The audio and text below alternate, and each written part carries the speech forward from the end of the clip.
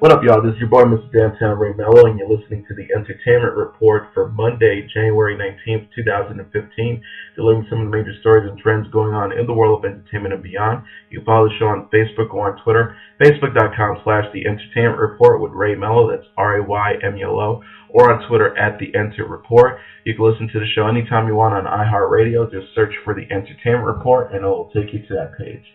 Hopefully everybody had a great weekend.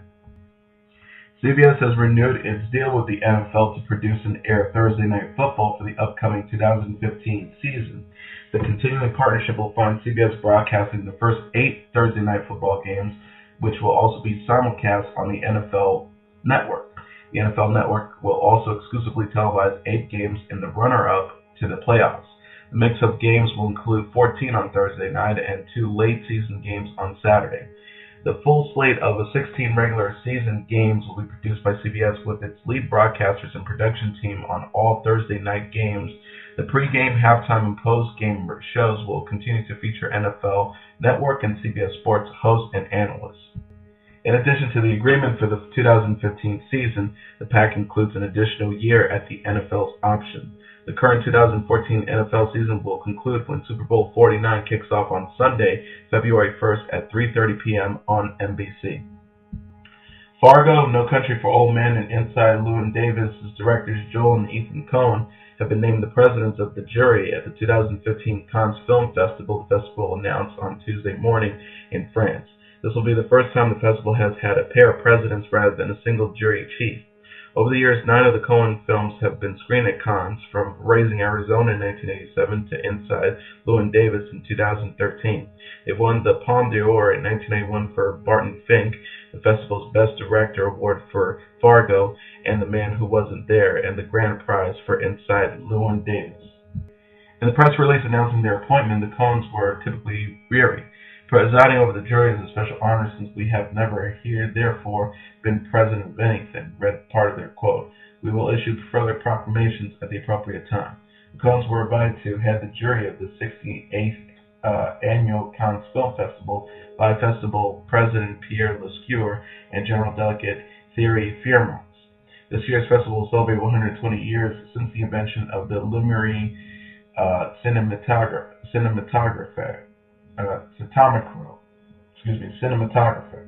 and the festival says it's intended for the selection of the brothers' team to also celebrate at the works of the brothers dating back to Louis and Auguste Lumiere. The rest of the jury will be announced in mid-April, along with the films in competition this year. The festival will begin on Wednesday, May 13th, and run through May 24th. Larry Wilmore's replacement for The Colbert Report debuted on Martin Luther King's Day after The Daily Show on Comedy Central, and it marked a notable departure in tone.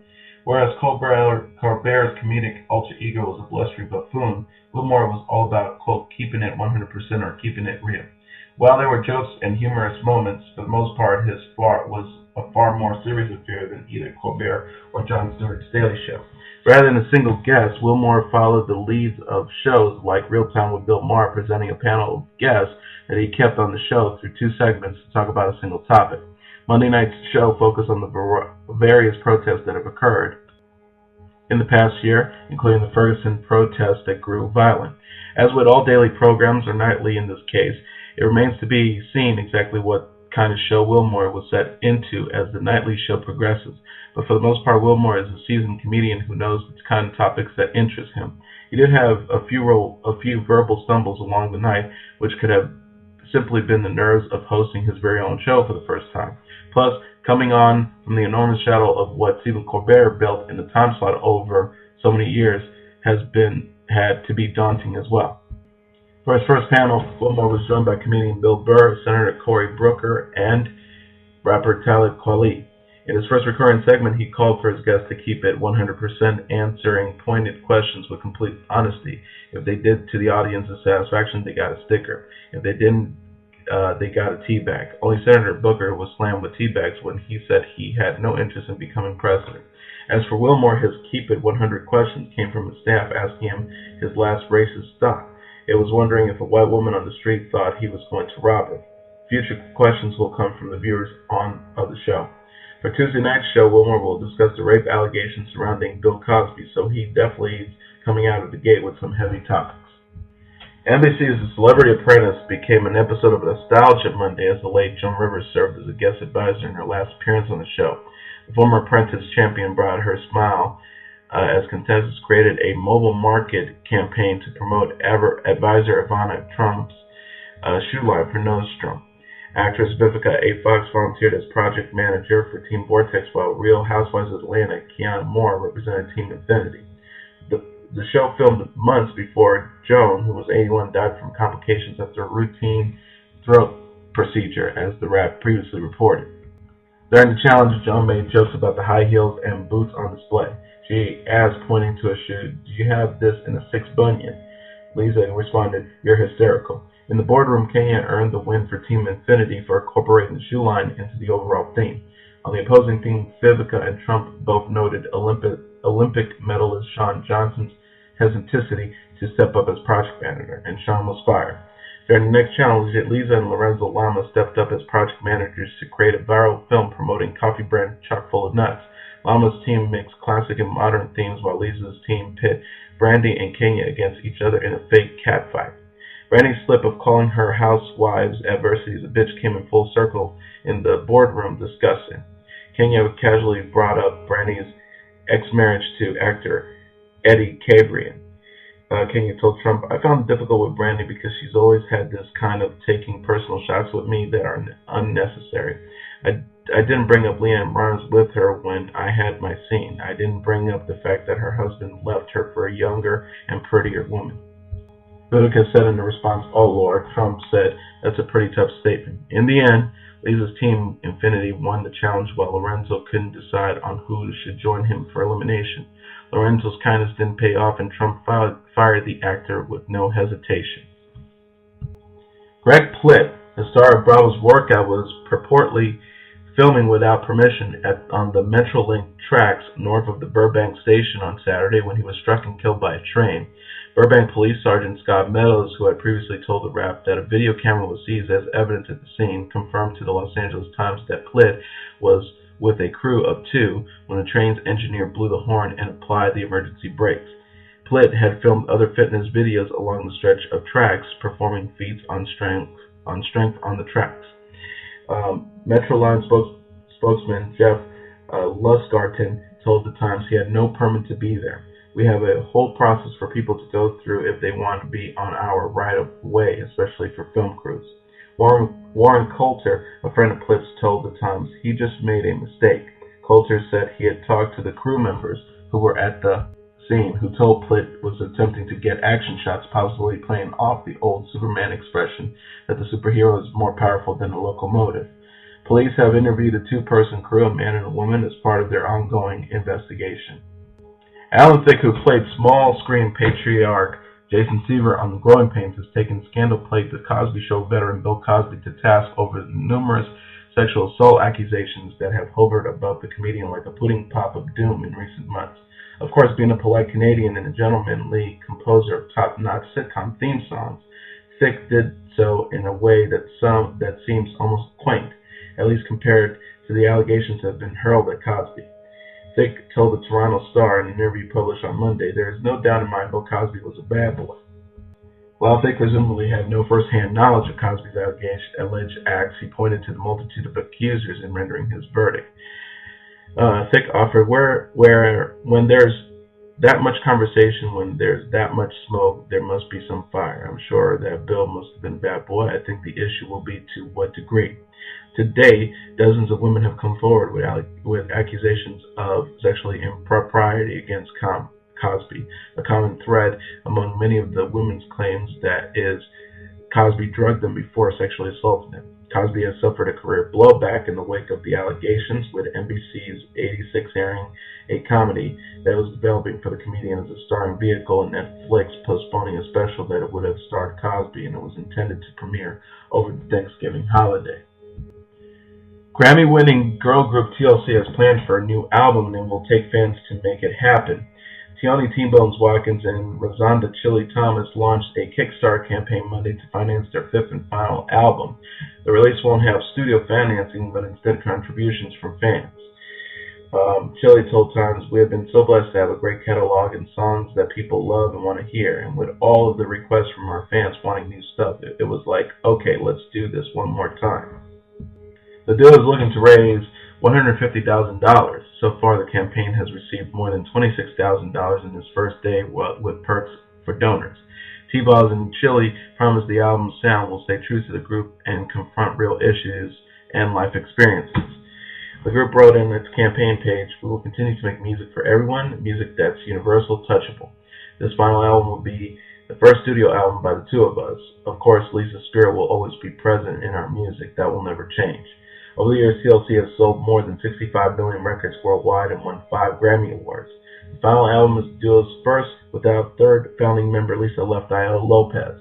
The rapper died following a car wreck in Honduras in 2002.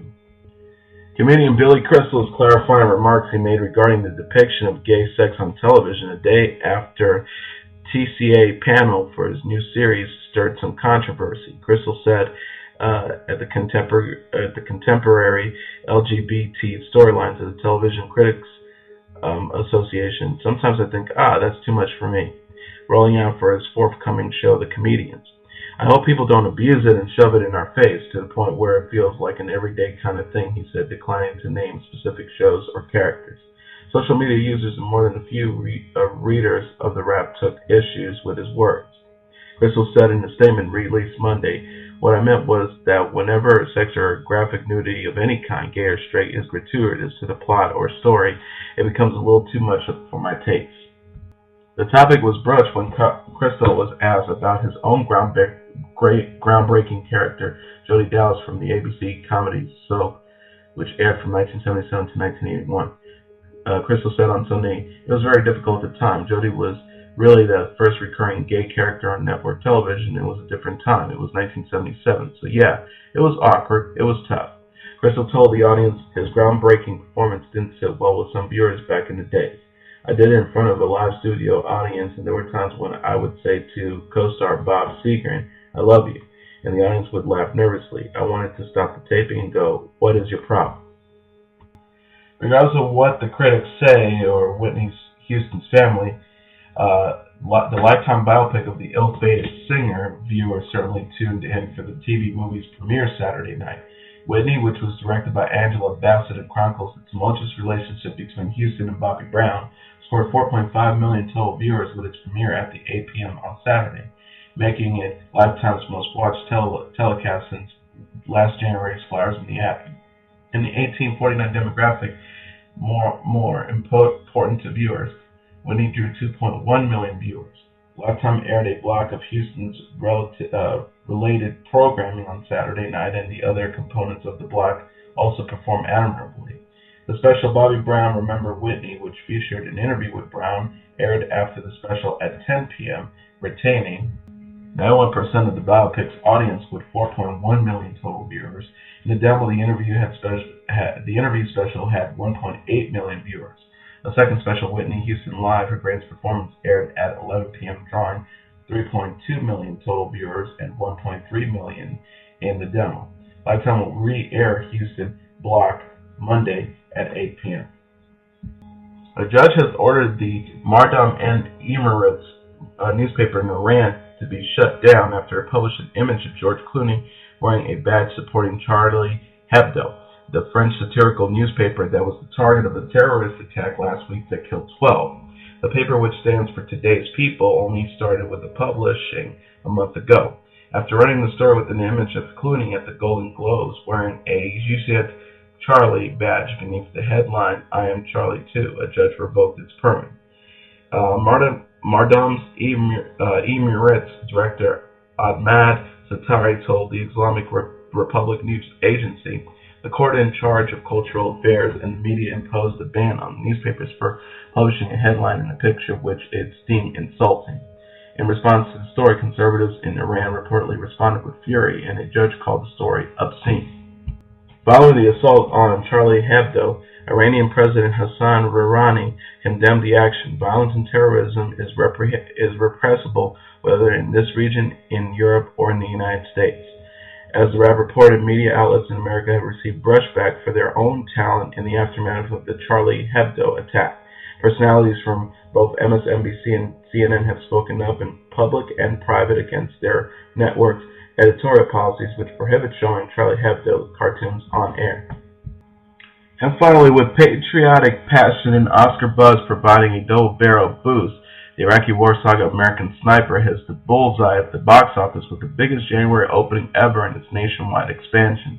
The Clint Eastwood-directed drama starring Bradley Cooper was at $90.2 million Sunday, distributor Warner Brothers reported. Its massive debut will more than double the former January mark for a three-day debut, and the R-rated Village Roadshow drama is on pace to top $100 million by Monday, the end of the Martin Luther King holiday weekend. It is the best four-day opening ever for an R-rated movie and will easily eclipse the $68.5 million that Avatar opened to in 2010 as the best January debut ever. The explosive and historic start for American Sniper, adapted by Jason Hill from the late U.S. Navy SEAL Chris Kyle. The autobiography was fueled by 6 Academy Award nominations it received Thursday, including Best Picture, Actor, and Adapted Screenplay, and Heartland audiences turned out in force to help American Sniper blow past the expectations of analysts and the studio, which had foreseen a 4-day total between $50 million and $60 million.